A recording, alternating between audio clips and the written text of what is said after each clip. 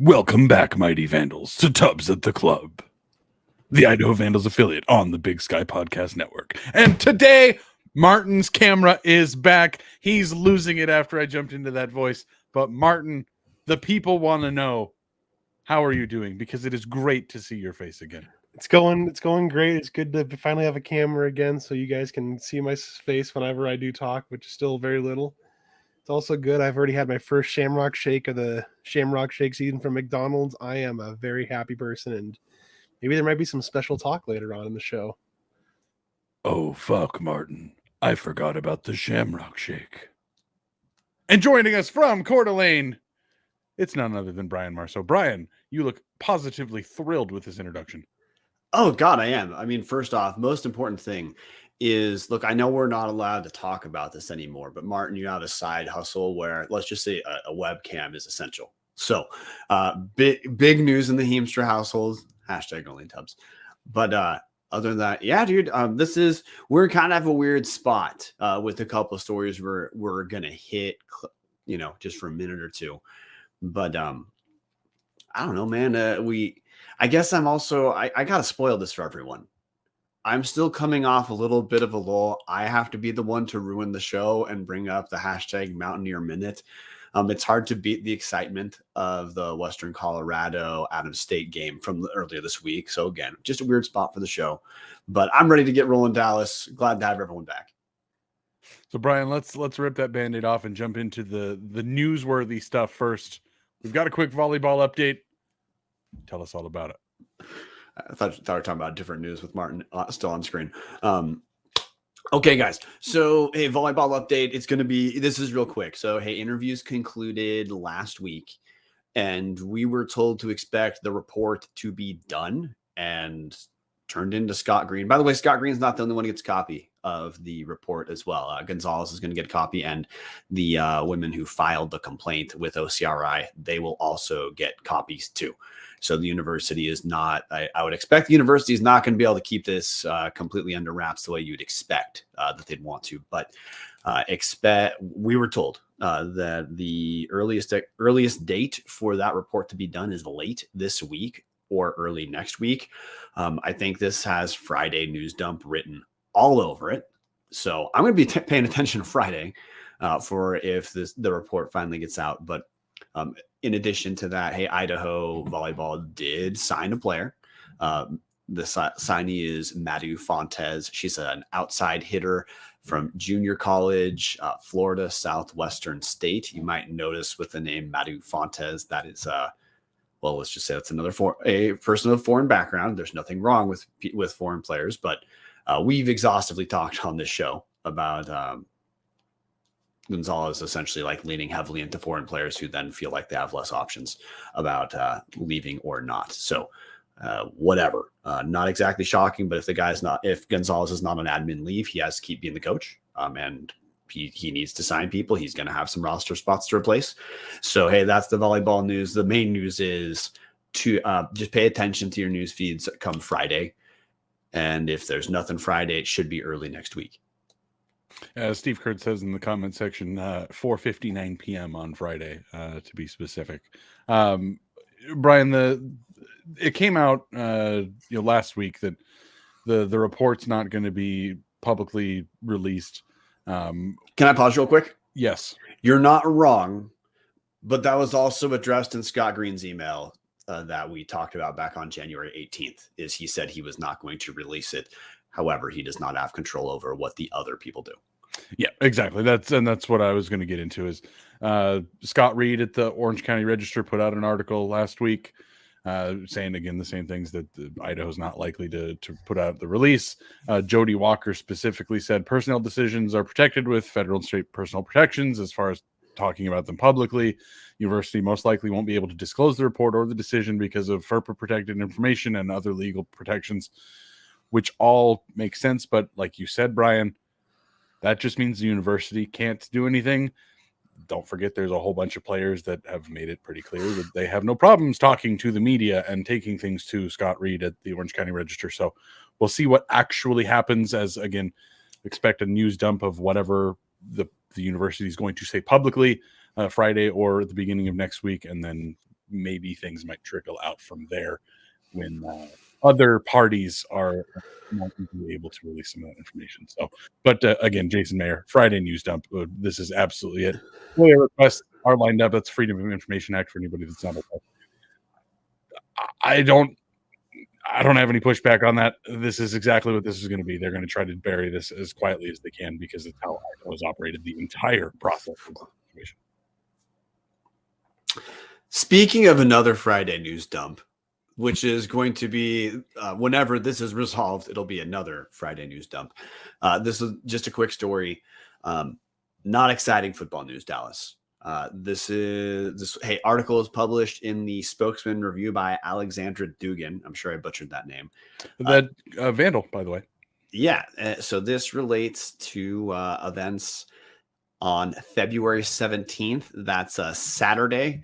And it comes look, I don't know if other people listen to guys like Colin Coward or like Jim Rome in their spare time, but there's a certain phrasing that you can hear about news that tells you only bad news is coming. And that is either late Saturday night or early Sunday morning.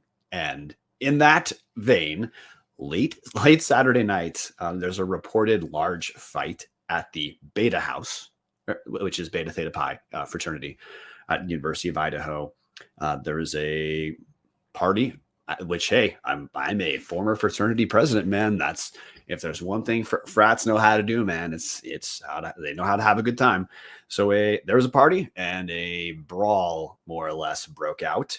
And the reason we're talking about it on Tubbs is the athletes have not yet been, the names not come out, but there was some football players involved. And this escalated to the point that hey, Terry Golick said something about it, which, as we covered in volleyball, like, it's got to be a pretty big deal to get University of Idaho athletic director to say anything in public about it. But it's being, this was a police report was filed. There are very likely charges that are going to be coming potentially to some football players. I say that because at the end of the article, Moscow City attorney, that means prosecutor, Mia Batista, declined to comment because the case is also under investigation with their office. That means the prosecutor's office in Moscow, or Leta. So we don't know yet who the players are. We do know that Idaho athletics, because of volleyball, already has a bit of a microscope on it that, spoiler alert, is not a great microscope right now. So it looks like the athletic department needed a dry run with a gigantic story to be able to move quickly on a pain in the ass story, but not a catastrophe. But all that prologue I just said, we know that Jason Nick has had no problem dismissing players. He cares about championship culture is, the phrasing or the structure that he uses to try to reinforce positive behaviors on the team.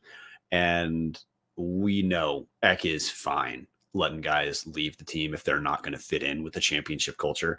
So we're going to find out who the players were, but I would in no way be shocked if this helps explain how Idaho has more players with the new signing class and the returners than FCS teams are allowed to have.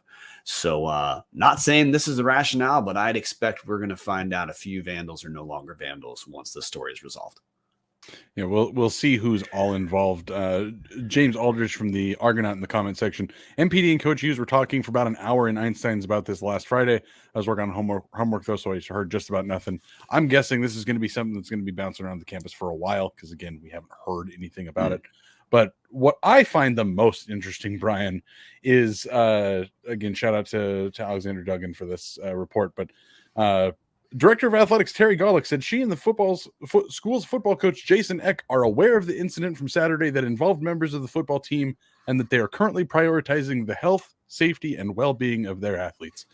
And Brian, I find that fucking hilarious because that's sure first. In the wake of what just happened, again, like you said, the trial run here of here's this volleyball scandal that's going to come out, and then, hey, we're going to get out in front of the football thing, more than a year and a half later. I know that's not a word for word thing from Terry Golick. That's again the way that reporting works. That's something Golick said, and you can frame the words around it. It's not a direct quote. prioritizing the health, safety, and well-being of the athletes is just feels like a slap in the face to me at this point, Brian. Like you see how football is being handled and you see how volleyball is being handled, and it just screams double standard to me, and it's disgusting and it's frankly ridiculous. Yeah, only thing I want to pull out of that is just because you brought up Eck and Golick together, I just want to set Eck aside. Eck has done essentially everything by the book since he's been here. Look, the reason I brought up expecting someone's going to be kicked off the team is, hey, we know Eli Cummins was dismissed from the team for not being able to follow along with championship behavior. He worked his way back onto the team, but he had to toe the line for an entire year redshirting. It's like Eck is serious about, yes, he wants to win games, but he wants to win games the right way. So I just, in what we're talking about, because you and I both have the clear frustration with the volleyball story for sure. And that's part of what you just connected Terry Golick to. I just wanted to directly cleave Jason Eck from that. Yes, thank you. It's the way that it's written, but yes, there is nothing, at least publicly, that we're aware of that Eck has done incorrectly in handling his program. And there's no reason to believe there is. No, exactly. It's more of, again, Golick said she and Eck, which... Yeah, I don't have any disbelief that Eck would not be doing this correctly. I fully believe Eck is handling things the correct way. It's just funny to hear Golick say prioritizing health, safety, and well-being of the athletes. That's not something that feels like is typically what's prioritized. So it feels kind of weird. Tom Kendall in the comment section, seems like when students involved fast action when coaches you hire get defended and protected. Yeah, that's exactly it. Students did something wrong. Time to throw the book at them. Hey, that coach did something wrong, or maybe did something wrong again. We don't know for sure that. Quiet. Yeah. But anyway, okay, that's the update for football, which is we'll know more later. But at this point, this isn't just like a flash in the pan. You'll see the story for like 1 second and it goes away. If the prosecutors are involved in this, it's because things are serious.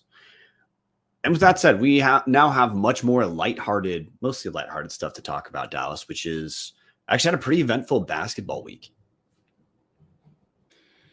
Yeah, Brian, are we going to start with this chronologically and start with the sadness first?